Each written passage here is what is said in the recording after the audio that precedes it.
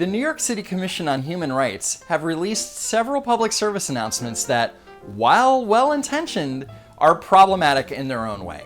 Let's take a look. Welcome to the community theater, folks. Vamos a sentarnos, mi amor. Siéntese, John. Come on, people. Speak English. This is America. File in, folks.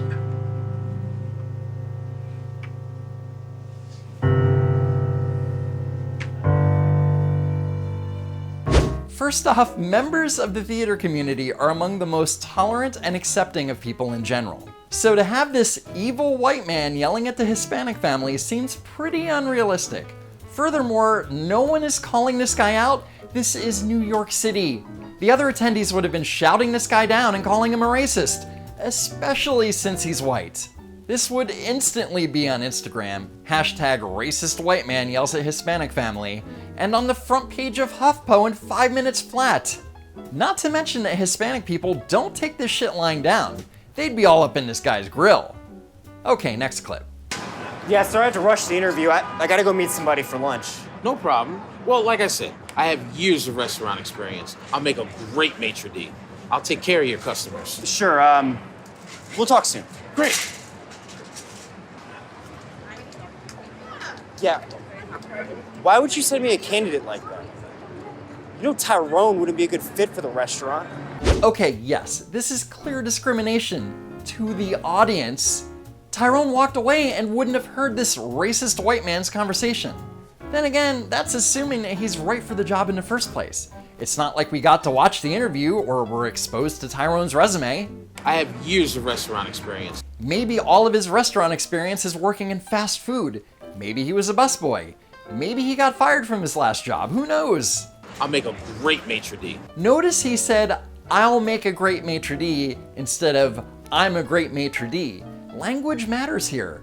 Seems like he's never been a maitre d' and only thinks that he would be a good one. Yes, I'm playing devil's advocate here, but honestly, this video is ridiculous.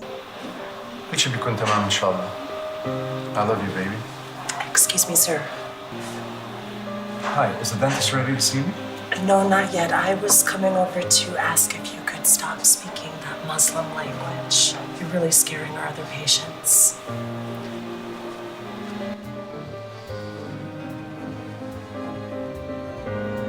I love how he just sits there looking sad and angry after the racist white woman, do you see a pattern here? Tells him to stop speaking Arabic and to speak English. If that were you, wouldn't you just get up and leave?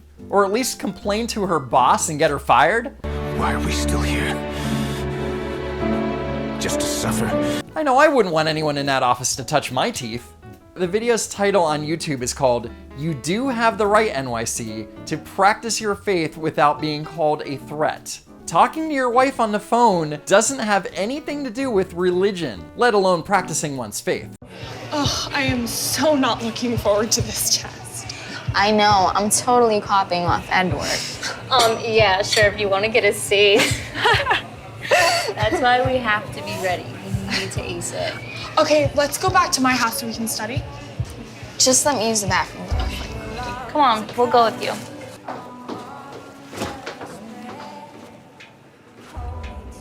What's wrong? I'll just wait until I get home. Yeah, well, you had 4 sodas, so I don't think you should wait. The thing is, it's the girls' room, and the manager, he found out that I'm a trans girl. And last time I was here,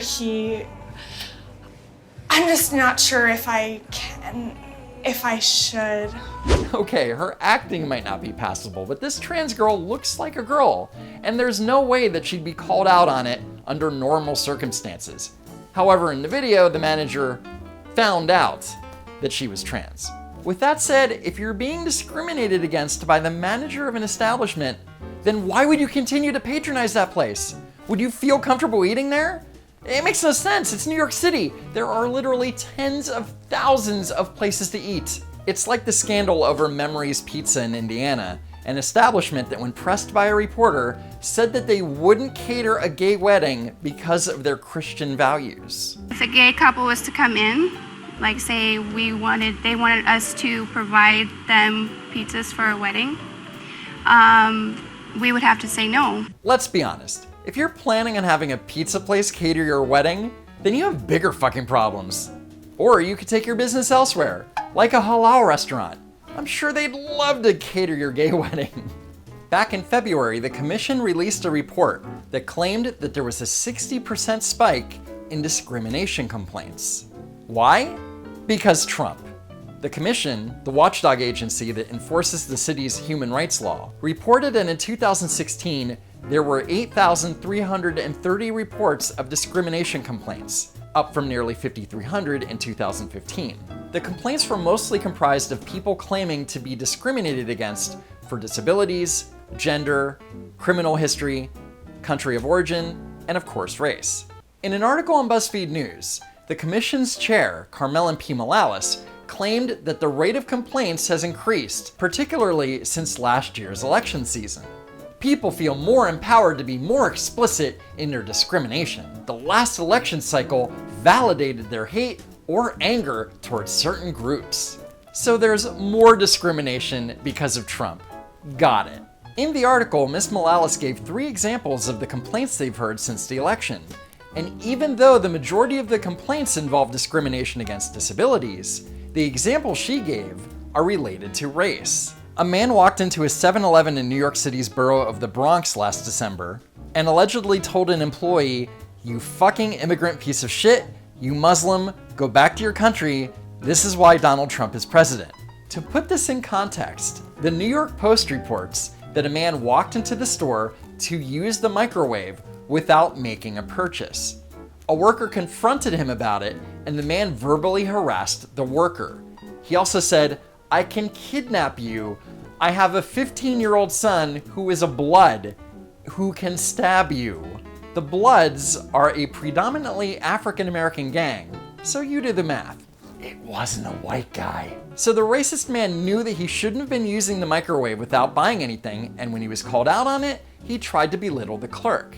And I can guarantee that there would have been an outburst from this man, regardless of the political climate or the race of the person behind the counter. A few months later, a woman reportedly announced on a bus in Queens that she hated Asians and used her umbrella to whack a woman in the head. This one is pretty simple. According to the New York Daily News, a racist Hispanic woman shoved an elderly Chinese man on a bus, and when asked why, she said, "Because I hate Chinese people," and eventually hit the man over the head with an umbrella. The victim was a man, not a woman. Great work, BuzzFeed News. Oh my god, the woman is wearing a red hat. Typical Trump-loving racist.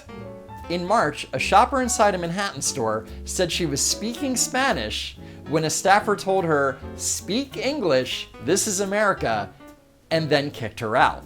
The Gothamist contacted the manager of the Goodwill store on 25th Street in Manhattan, who said he did not recall any such incident and claimed that no one matching the complainant's description of the employee in question, a blonde white woman, worked at the store at the time. Furthermore, the manager stated that that type of incident happening would be virtually impossible as half of my staff are Spanish, adding that his assistant and other manager are Spanish speakers.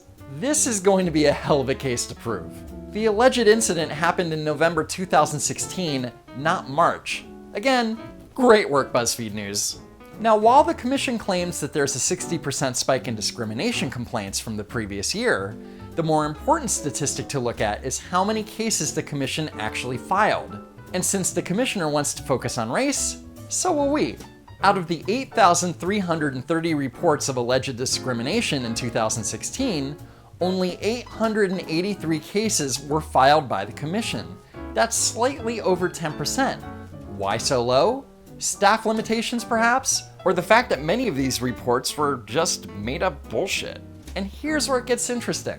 Even though there was a 60% rise in complaints between 2015 and 2016, the percentage of new cases filed by the commission only rose 7%. 434 of the cases filed in 2016 involved national origin, race, and religious discrimination. That's an 11.5% rise compared to 2015. The human rights law and the New York City Commission on Human Rights are good things, but to blame Trump and the rhetoric of the election as reasons people are being discriminatory is careless and dishonest. Because discrimination and racism existed well before the election and will exist until the day the planet is attacked by aliens and forces everyone to work together to save humanity.